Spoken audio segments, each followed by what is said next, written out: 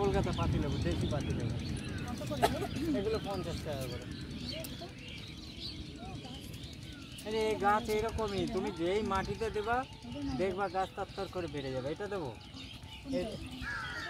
এটার এই যে সব পাতা ছেড়ে দিয়েছে, এটারও পাতা ছেড়ে দিয়েছে।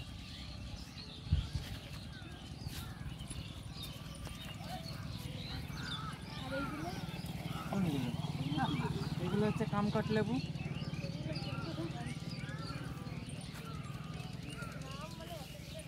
কামকট মানে এগুলো ওই কমলারই একটা প্রজাতি, কিন্তু টক। যেটু পাশের দুটো কি গাছ? কোন পাশের দুটো? এই যে এইটা আর এটা। এটা হচ্ছে ফুরুস ফুল।